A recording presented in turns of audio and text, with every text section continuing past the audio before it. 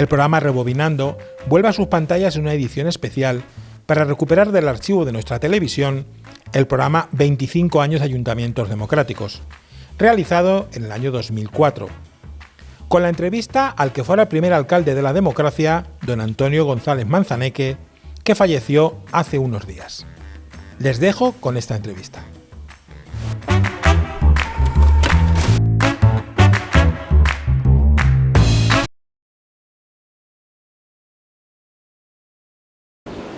¿Qué tal? ¿Cómo están? Bien, pues como les adelantaba la semana anterior, comenzamos este espacio en el que vamos a repasar junto a los alcaldes de nuestro consistorio los 25 años de ayuntamientos democráticos.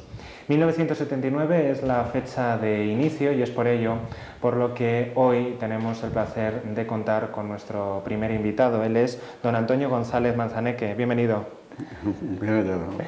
Don Antonio, usted, en 1979 coge las riendas del consistorio cristanense hasta 1983, los primeros 4 años de este nuevo periodo democrático. Y mi primera pregunta pues va dirigida a por qué decidió formar parte de la política municipal. La iniciativa no fue mía exclusivamente. Siempre hay personas que quieren contar contigo para un proyecto como este, que era tan importante y tan trascendental, porque era la transición de la dictadura a la democracia. Y en este caso fueron Antonio López Casero y Blas Camacho los que influyeron para que yo aceptara el meterme en política de la UCD, que en realidad fue... Antes de la UCD fue el Partido Popular en el que militaban ellos, pero no el Partido Popular actual, sino uno de los componentes de UCD que, como sabéis, tiene una cantidad de partidos dentro importante, que fue un grupo más o menos homogéneo, que formado por muchos partidos, y en este caso era el Partido Popular inicial. Entonces acepté por un sentido de responsabilidad y de coadyuvar a una situación en la que todos veíamos que era interesantísimo tener un talante democrático real. Y era el Clásico Centro el que me invitaba y yo acepté el reto. Don Antonio, ¿cómo se vivieron esas primeras elecciones democráticas aquí en Campo de Cristana? Bueno, en realidad las elecciones, pues con toda normalidad, y con mucha ilusión por parte de todos los partidos. Era una situación nueva en la que había que demostrar que la convivencia entre los partidos pues era posible y era adecuada. Y además la transición aquella ha sido ejemplo en el mundo, vamos, de lo que es una transición de dictadura a democracia. Realmente había más miedo que lo que luego ocurrió. No había que hacer nada más que sentar las bases de lo que es democracia pura y ejercerla. Y una vez realizados los comicios, ¿en algún momento pensó que llegaría a convertirse en alcalde de nuestra localidad? ¿O le pilló un poco también de sorpresa? No demasiado, porque yo iba por el número 1 de UCD. Iba... Al ir por el número 1, pues lógicamente, si con una pequeña ayuda de los partidos que había a nuestra derecha, pues fui alcalde en mayoría relativa, no mayoría absoluta. ¿Cómo se vivieron los primeros años de democracia en Campo de Cristana?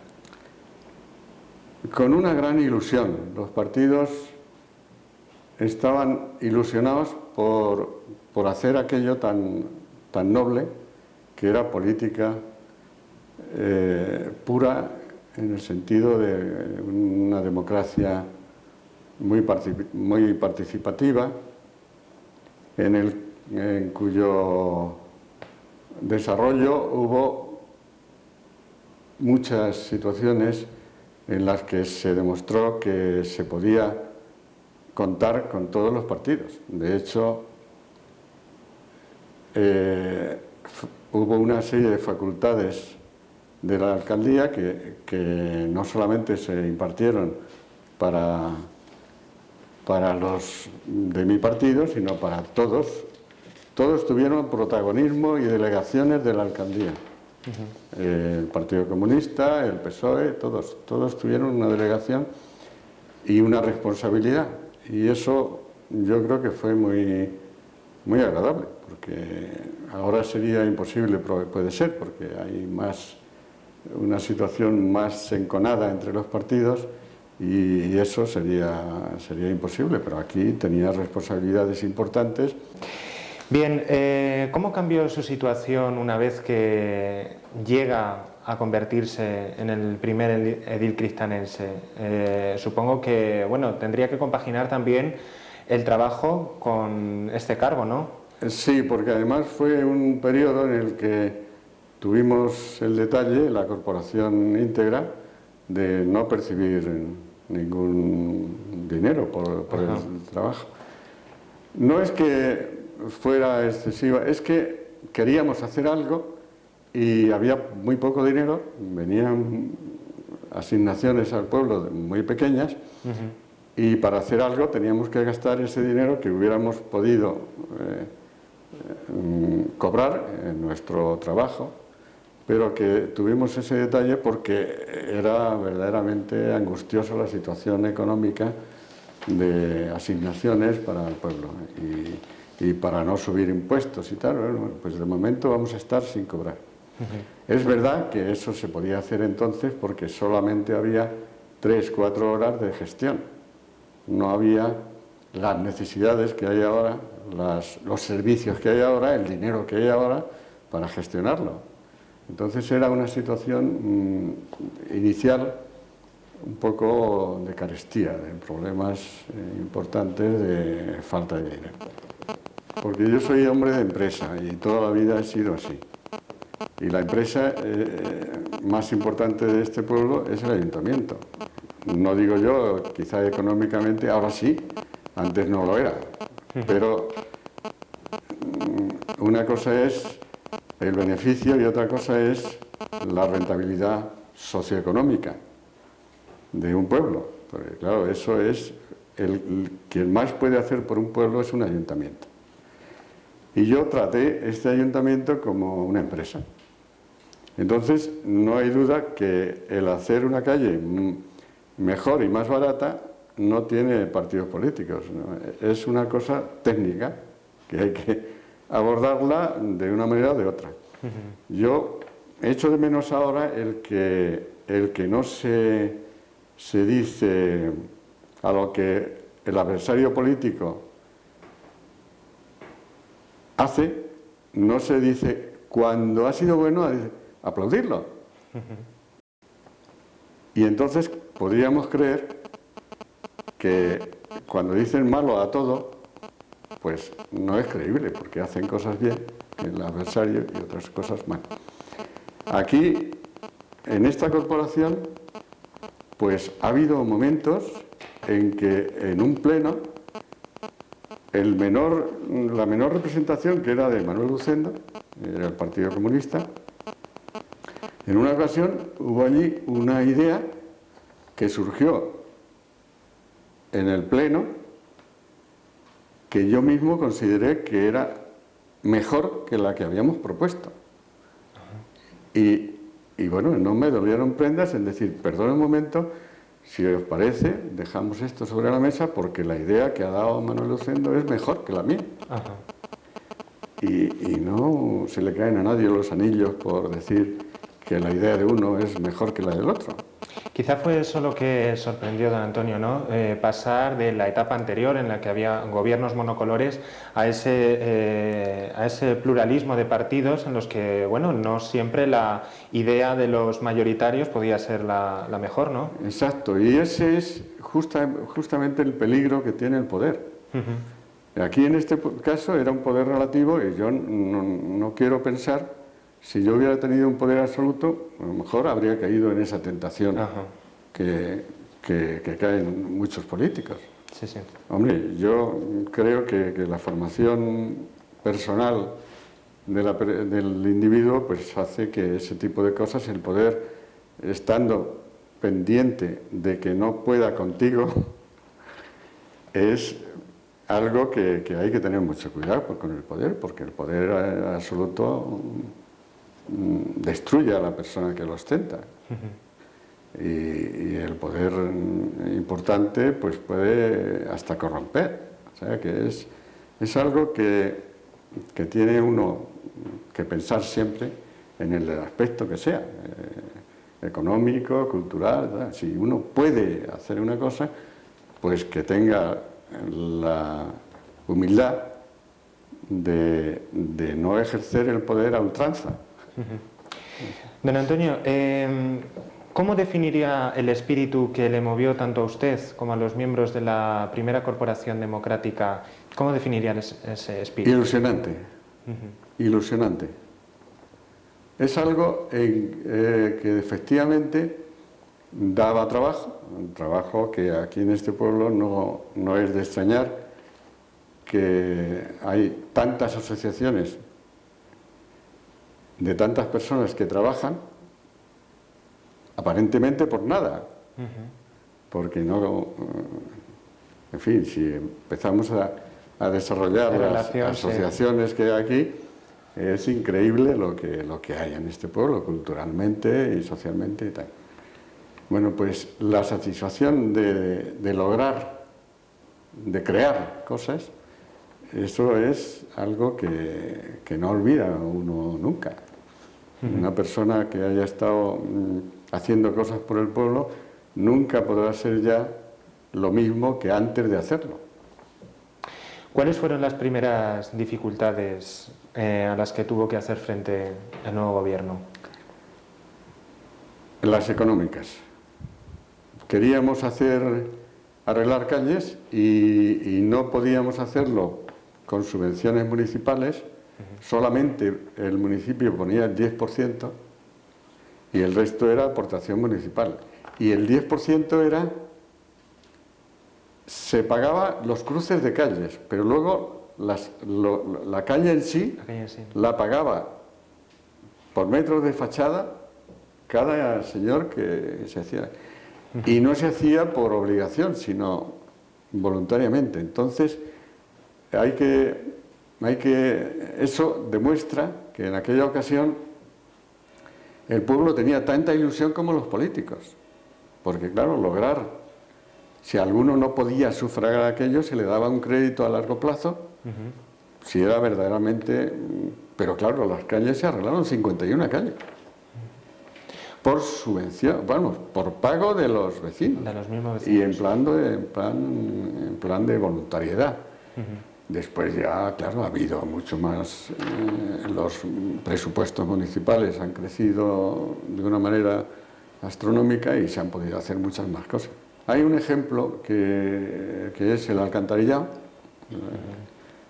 que se hizo bastante antes de estar yo, incluso antes de Antonio López Casero, y que no se hizo lo suficientemente bien y se está sufriendo todavía la consecuencia de esa situación, porque el alcantarillado es una de las cosas que en este pueblo hay que resolver un día. No está bien resuelto. En el centro del pueblo y tal, claro, los planes parciales que se realizan ya se hacen perfectamente. Pero de hecho, los primeros planes parciales ya los empezamos a hacer. Lo primero que hicimos para que no hubiera barullo en las construcciones fue las normas subsidiarias de planeamiento urbanístico. Esto fue lo que permitió que el pueblo no se fuera deteriorando, porque es un pueblo precioso, que puede, si se cuida, ser importante, centro de turismo, etcétera, pero que era necesario hacer las primeras normas subsidiarias porque hasta entonces solo había habido una delimitación del casco urbano y había que dejar las cosas en orden para que no hubiera de esos edificios de 5 alturas como alguno se coló antes y poner una normativa urbanística adecuada a esta población. ¿Luchó su corporación por mantener férreamente ese tipismo manchego, ya que ha hecho referencia? Sí, sí, así es. Incluso yo tengo que decir que en esas normas ya se establecían colores, materiales y hubo alguna situación en la que como alcalde tuve que ponerme serio, incluso alguna demolición, no en fase final, porque claro, hay que hacer las cosas, hay que vigilarlas para poder demoler antes de que esté poco más que en cimientos. Si hay un problema de esa naturaleza, pues hay que hacer el menor daño posible. Pero claro, si hay una persona o una entidad que se pasa en ese sentido y hace algo que no se debe, una alineación inadecuada, cualquier cosa, pues eso hay que demolerlo y no esperar a que se termine, sino a que vayan buenas, sino sin hacer daño o haciendo poco daño, pero claro, hay que demoler. ¿En qué ámbito se esforzó más o tuvo que realizar más esfuerzo para conseguir más mejoras? Bueno, hay que tener en cuenta que entonces había un respeto por el alcalde tan grande que al alcalde le venían problemas que no eran propios del alcalde. Ajá. Y en eso tuve una satisfacción importante de excediéndome a esas facultades sencillamente por poner paz en algunas personas o entidades del pueblo, pues hice de mediador y hubo un caso en el que yo creo que es el mayor, me costó mucho tiempo, pero había un problema que llegó al Tribunal Supremo y llegué a ponerlos poner la paz. Sí. y evitar Bueno, pero eso es una anécdota, porque claro, las funciones obligadas de un ayuntamiento no eran esas. Y las funciones que más me obligaron moralmente fueron las necesidades de las personas humildes, que se hizo todo lo que se pudo, incluso este difunto que antes se nombraba como persona culturalmente, Carmen Escribano, que fue un apoyo tremendo, ya está muerta también. Y luego, ¿cuál decíamos? Sufrió tantas modificaciones, ¿no? Al principio. Sí, no, Santiago Carrillejo no, pero este fue el primero, que Jesús Castiblanque. Vamos, velando por el bienestar social, ¿no? De las personas más necesitadas. Y luego, pues, velar por el urbanismo y que no hubiese barbaridades urbanísticas. ¿Recuerdas si algún tipo de anécdota durante su etapa de mandato? No, hombre, hay una anécdota bastante conocida porque en un pleno una persona, que por cierto no está difunto también y era de una nobleza tremenda, pero en aquel momento su partidismo le indujo a decir una frase que ha pasado a la historia, porque decía, bueno, voy al servicio, pero ya sabéis, compañeros, a lo que diga el alcalde no. Ajá. Y claro, aquello pues es una anécdota, ¿verdad? Sí. es una anécdota de lo que no se puede hacer. Incluso esa persona me demostró una nobleza tremenda, porque cuando se equivocaba de criterio, lo reconocía y pedía disculpas. O sea que eso, estoy contando algo que, bueno, pues en un momento determinado, pues a lo mejor partidariamente tendría un motivo que yo lo ignoro, pero de esa persona puedo decir que era más noble, tan noble como el resto de la corporación, que realmente fue fabulosa. Antes ha hecho mención a Carmen Escribano como una de las artífices fundamentales del terreno cultural. ¿Cómo estaba la cultura en aquel momento en nuestro pueblo? Muy bien, porque este pueblo, la verdad es que con tantas asociaciones como hay, hasta de teatro, de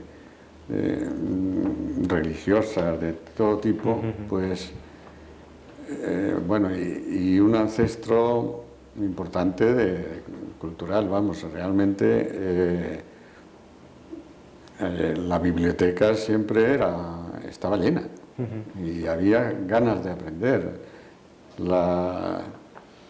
Actos culturales, pues había dentro de las posibilidades económicas todos los que podían hacerse.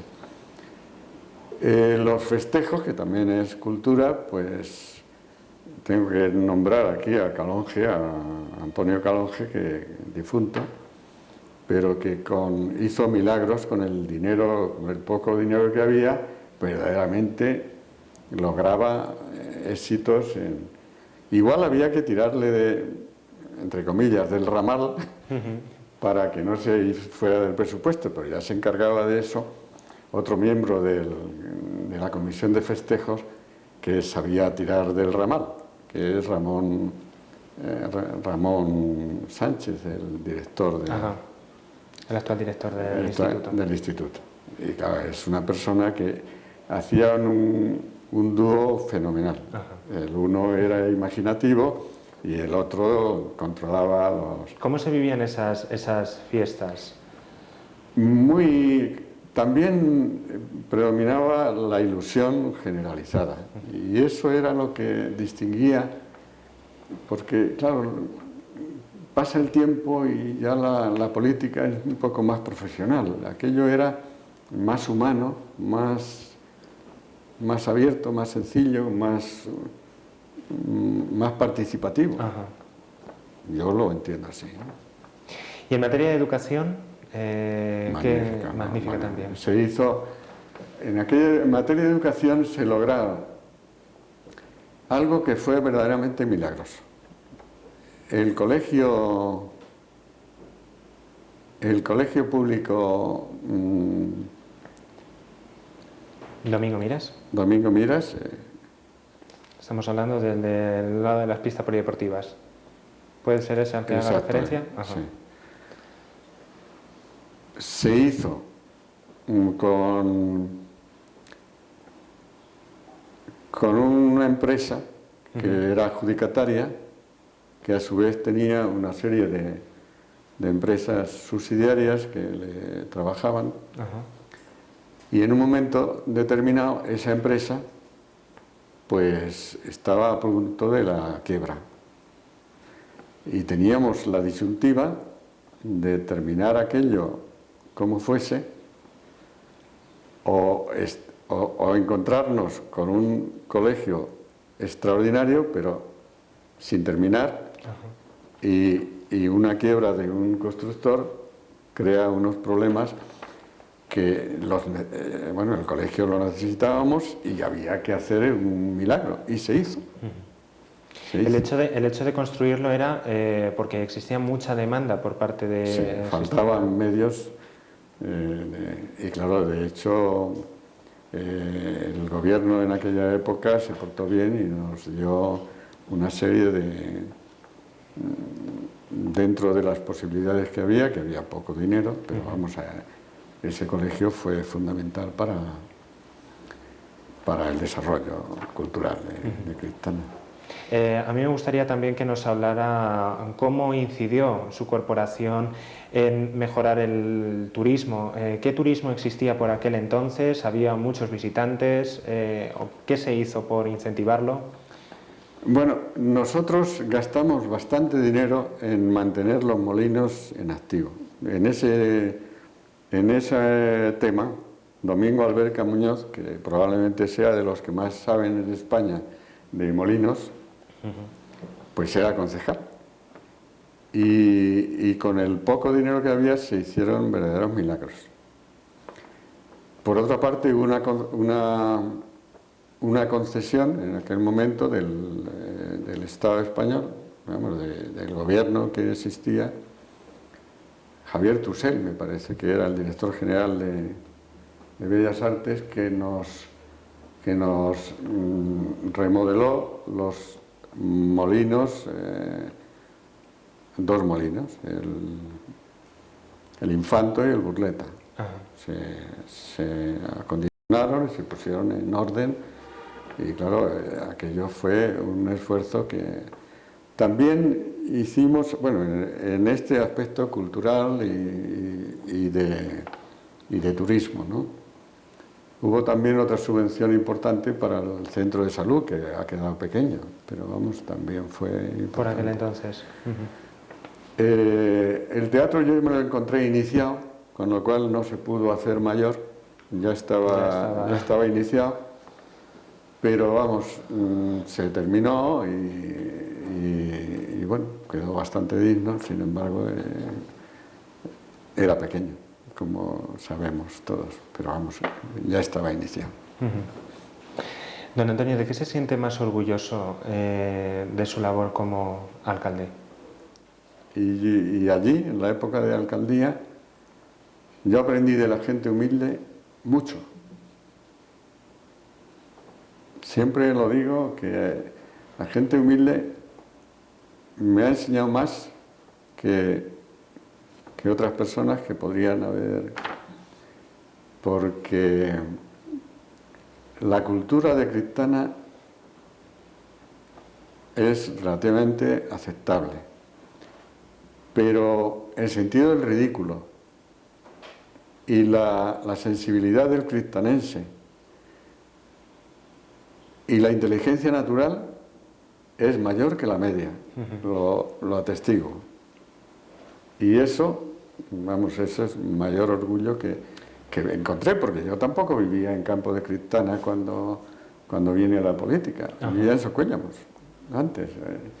Yo no conocía, a pesar de haber nacido aquí, no conocía tanto a las personas como luego las conocí, pero claro, allí dentro de la alcaldía se conoce muy bien todo, ¿no?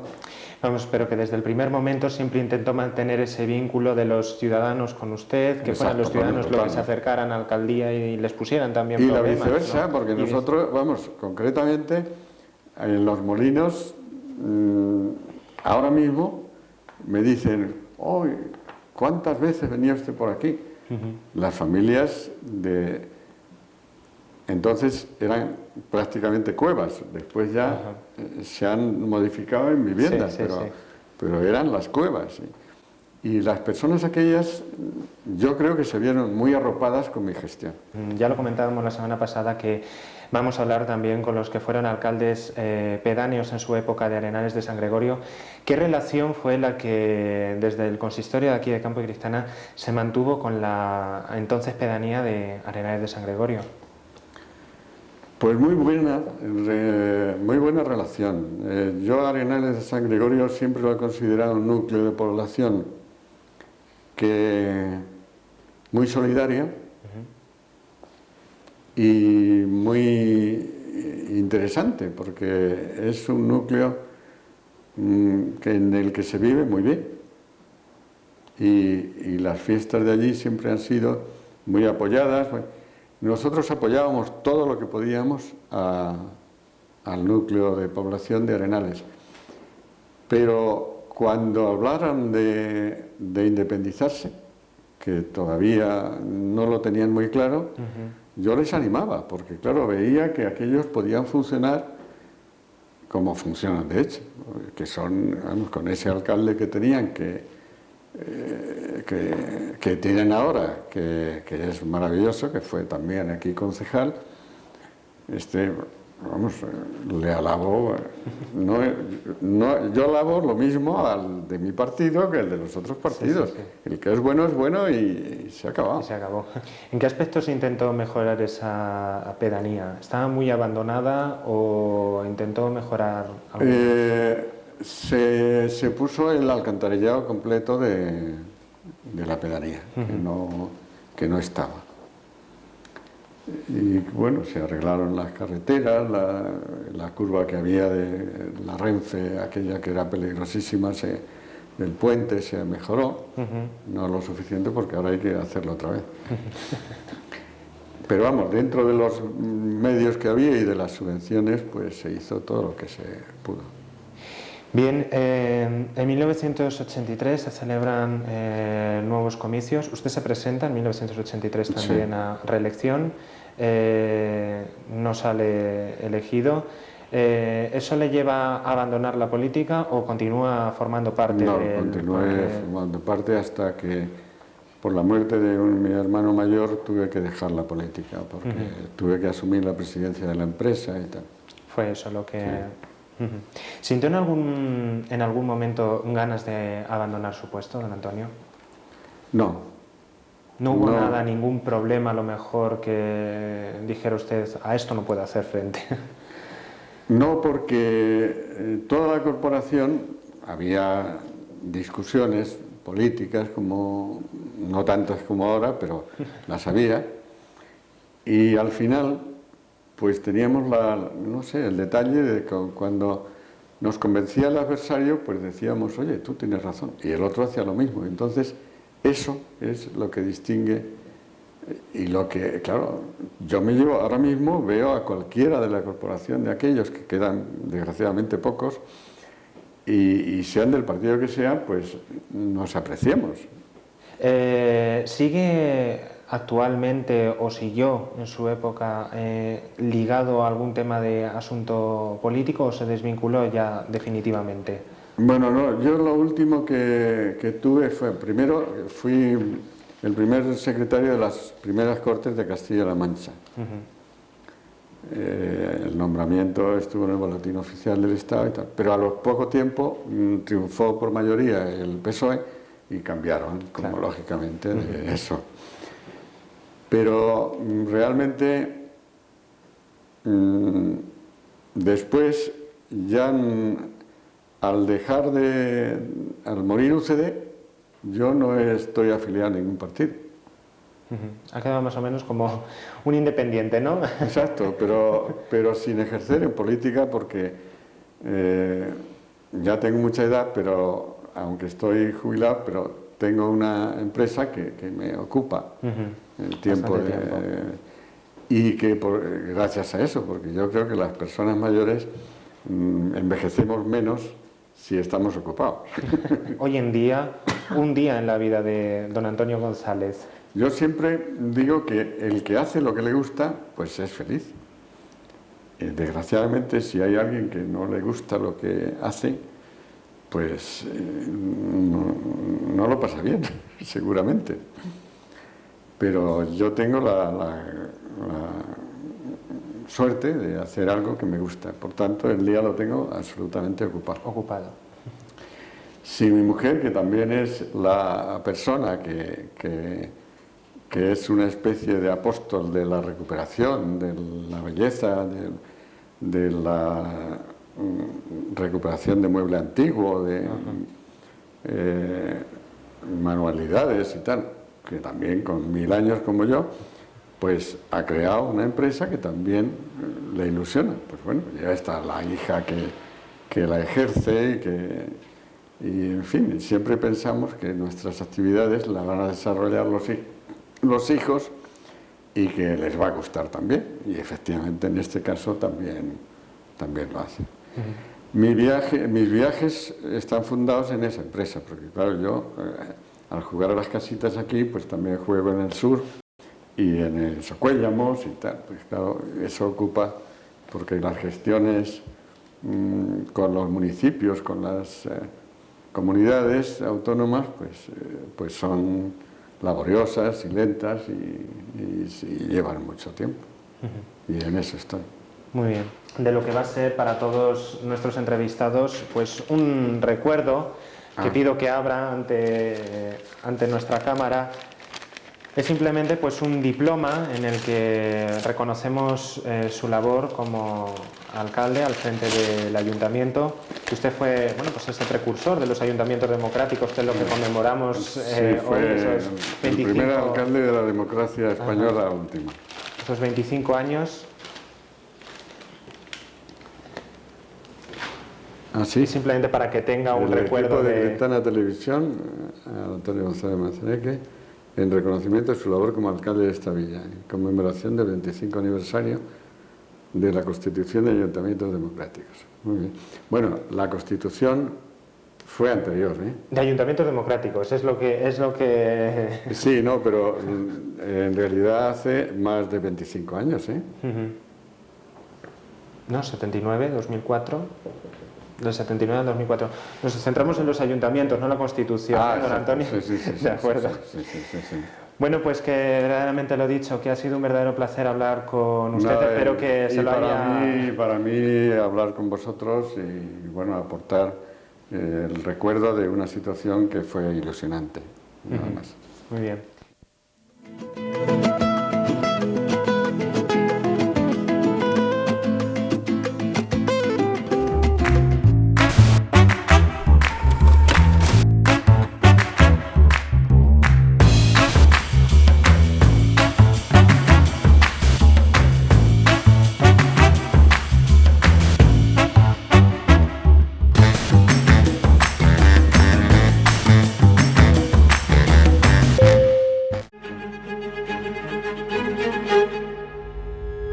El Albaicín es tu infancia, con calles estrechas.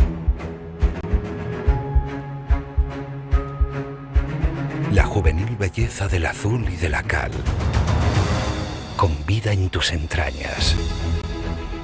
Engalanada de joyas, ostentación de tiempos gloriosos. Alma piadosa, inmortal, inmutable, sincera, imperecedera. Miras a la tierra, miras al cielo. Tus gentes laboriosas, sin escatimar esfuerzo alguno. Manos de bienvenida a esta tierra universal, tierra de todos, donde soñar es obligado.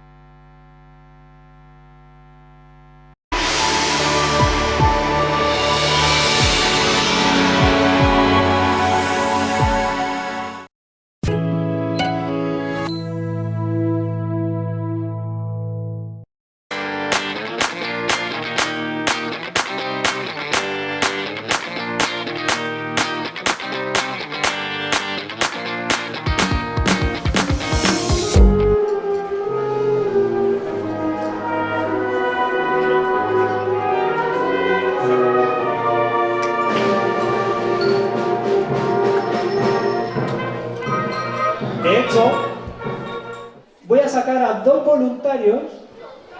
¡Sal! Y va a salir también, por ejemplo, venga tú, ir por las escaleras.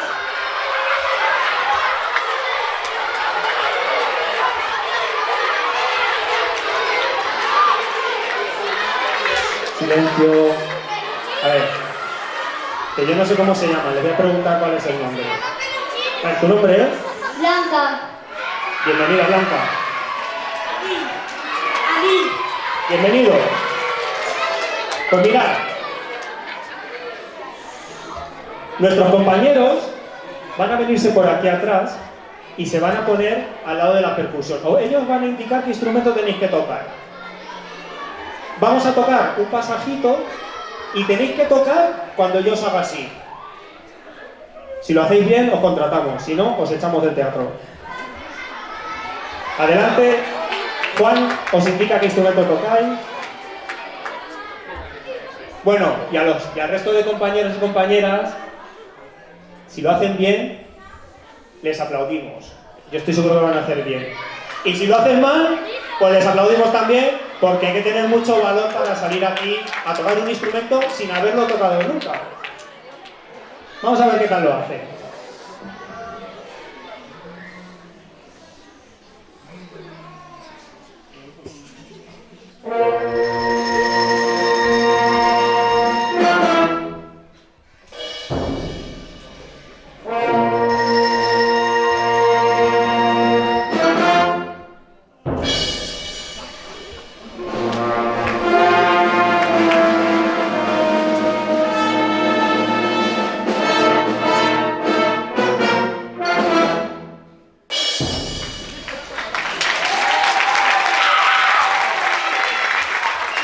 Sí, ahora sí lo han hecho genial.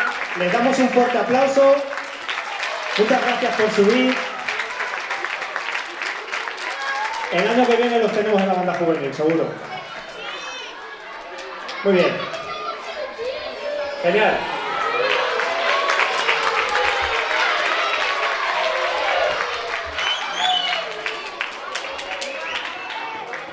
Bueno, yo creo que es una experiencia que no van a olvidar nunca, yo estoy convencido.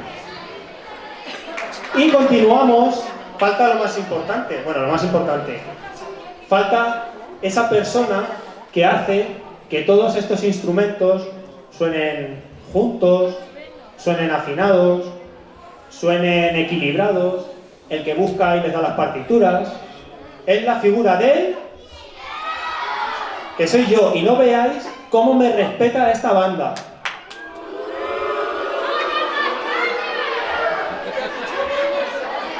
Bueno, yo pensaba que me respetaban un poquito más. Luego en el próximo ensayo les meto caña. Pues sí, soy yo, soy el director. Y a mí me gustaría también, que igual que ha salido alguien, porque no penséis que esto es un trabajo fácil, que no es salir aquí a mover los brazos, a sonreír, no. Es muy difícil, y entonces, para que veáis lo complicado, o sea, es complicado, pero para que veáis lo complicado que es, pero también lo chulo y lo que mola, alguien va a salir a dirigir.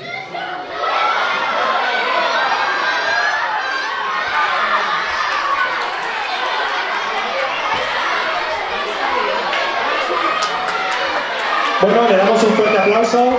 ¿Tu nombre es? Elsa. Un aplauso para Elsa.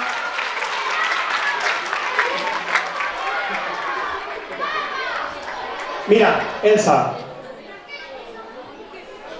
cuando te dé esto, vas a sentir que hay algo que sube por tu brazo y te llena todo el cuerpo. Es poder. Cógelo y a ver si sientes algo. ¿No? No sé, yo cuando lo cojo siento muchas cosas por dentro, que me suben por el brazo y se extiende por todo. Pero fijaos, para que veáis el poder que tiene la persona que coge la batuta y se pone enfrente de una banda. Mira, Elsa, si tú tienes los brazos agachados, la banda no hace nada. Mira, están allí, te miran, te saludan. Si haces así, vas a ver lo que hacen. Flipas, ¿eh? Mira, baja el brazo. ¿Te hacen caso? Imagínate que pudieras dominar así a tus padres, ¿eh? Bueno, Elsa, ¿estás preparada? Sube tus brazos, vas a ver que todos se colocan. Yo te voy a ayudar un poquito, ¿vale? Voy a decir 1 y 2, tocan y tú déjate llevar por la música. Déjate llevar. ¿Preparados? Banda juvenil y el resto en silencio, escuchando a nuestra compañera, bueno, viéndola. ¿Preparada? 1 y...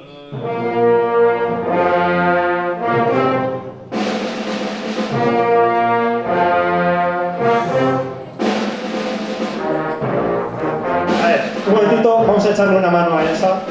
Un momentito, stop. ¿Te sientes un poco más segura si sube un compañero a tu lado? Vale. A ver, venme para este lado, que han salido todo el mundo de por aquí. Venga, el de la camiseta roja.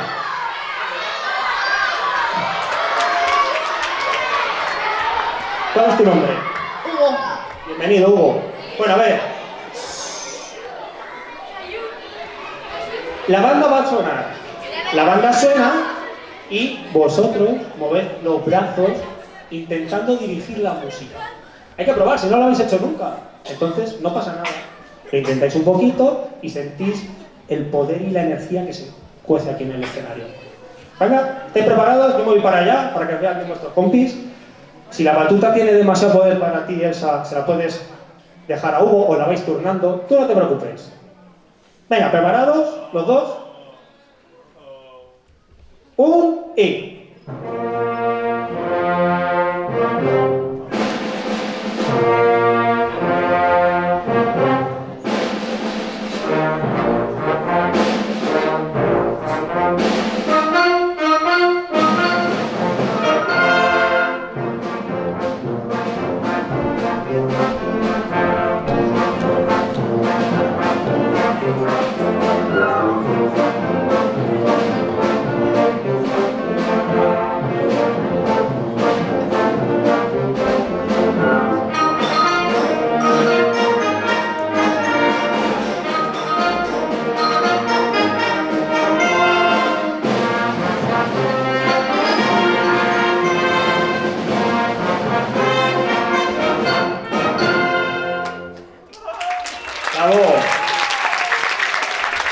Vamos a darles un fuerte aplauso porque de verdad es muy difícil ponerse delante de una banda. Muchas gracias. Es muy difícil ponerse delante de una banda a hacer algo que nunca has hecho antes. Y lo han hecho genial. Podrían haber movido un poquito más los brazos, pero bueno, da un poquito de vergüenza, yo sé que importa. Pues, chicos y chicas, ahora que ya hemos visto todos los instrumentos que conforman la banda, vamos a verlos a todos juntos en la suite jurásica. ¿De acuerdo? Vamos a sumergirnos en un viaje increíble en el que vamos a visitar un parque temático en el que va a haber única y exclusivamente dinosaurios. Así que espero que os guste mucho y al final del concierto les aplaudáis mucho porque hacen un trabajo excelente.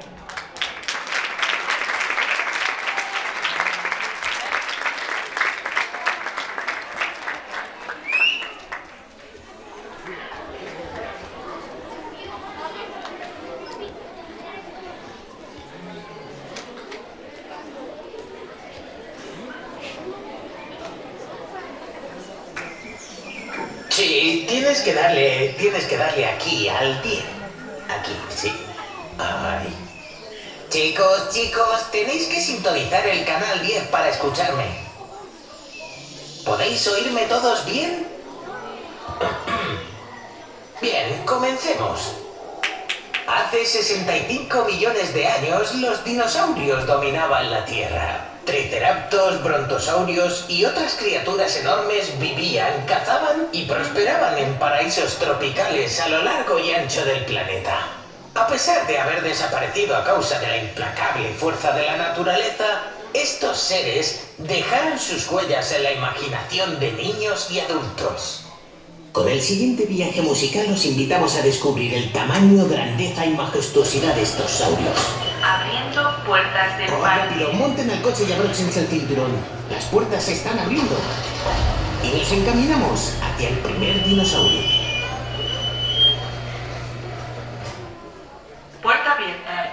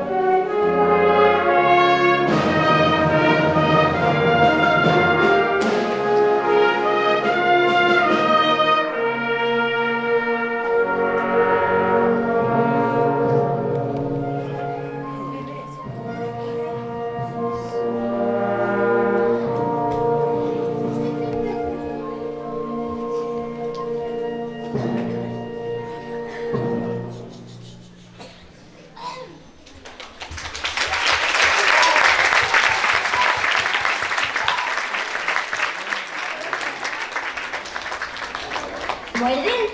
Oh, no, claro que no. La mayoría de ellos no son carnívoros.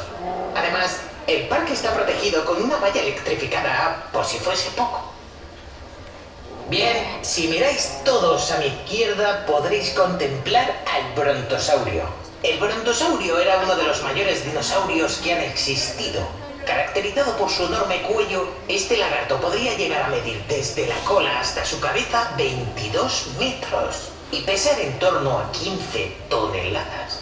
Pero ¿sabéis qué? A pesar de su gran tamaño, el brontosaurio tenía un cerebro minúsculo, lo que nos viene a decir que no era el más inteligente de los dinosaurios. ¡Hala! ¡Qué alto! Maravíllense con el tamaño de su cuerpo, de su cuello y de sus pisadas. Y cuidado, no se vayan a caer en el hueco de alguna de ellas.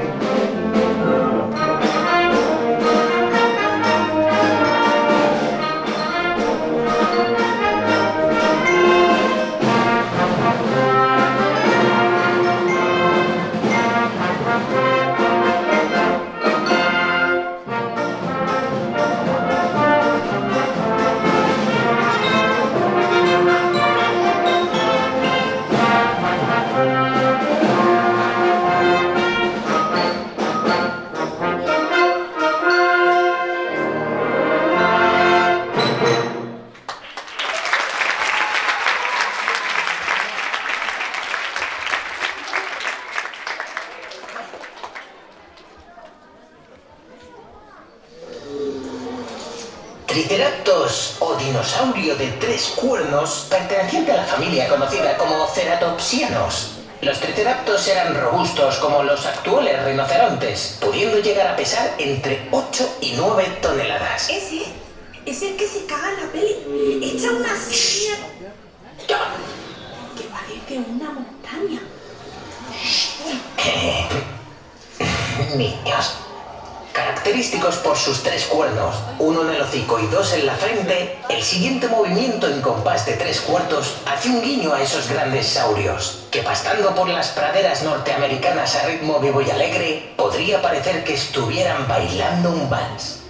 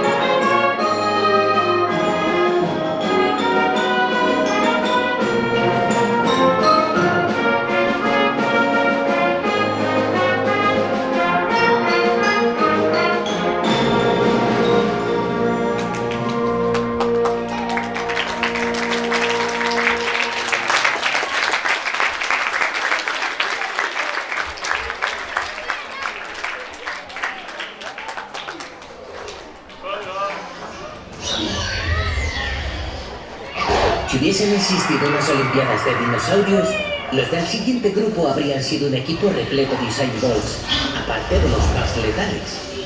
El Velociraptor es un dinosaurio que vivió a finales del periodo Cretácico. Tenía una larga y rígida cola, con unas grandes garras con forma de hoz en cada pata, y además poseía un cráneo bajo y alargado, con un hocico chato y dirigido hacia arriba. Gracias a sus patas traseras de gran longitud, este dinosaurio del tamaño de un pavo podía correr a una gran velocidad.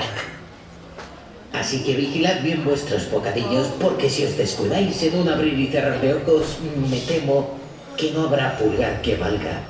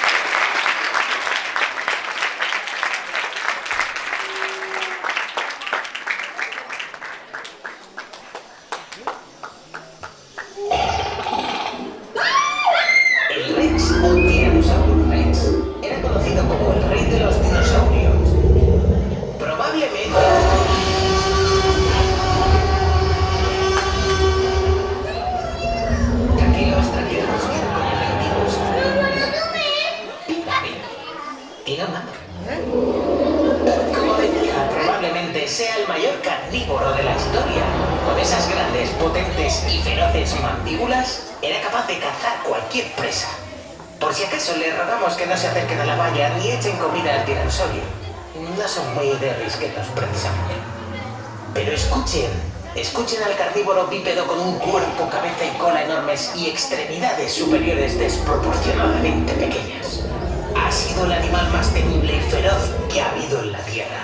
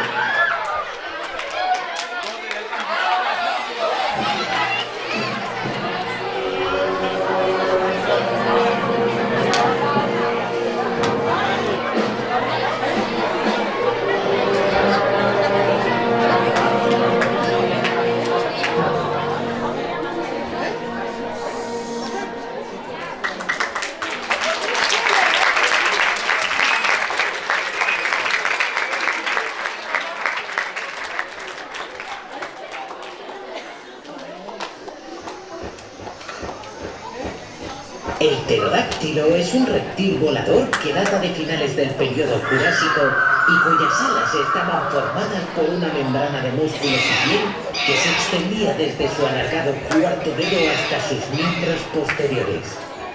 Si alrededor de sus cabezas sienten revolotear algo, no son mosquitos, son este pequeño dinosaurio que seguramente tiene ganas de jugar con vosotros. ¿Qué? Y a vosotros espero que hayáis disfrutado de la visita. Vuelvan pronto y no olviden comprar alguno de nuestros souvenirs a la salida.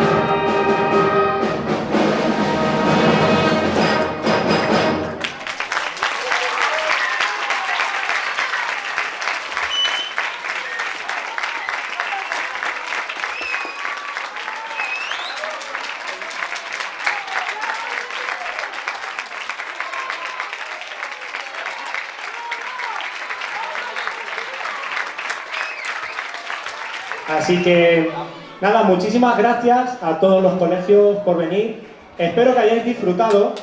Y nada, si alguien se anima, yo sé que por aquí habrá gente que toca algún instrumento de los que veis aquí. Así que nada, muchas gracias, un fuerte aplauso para ellos y nos vemos el próximo año.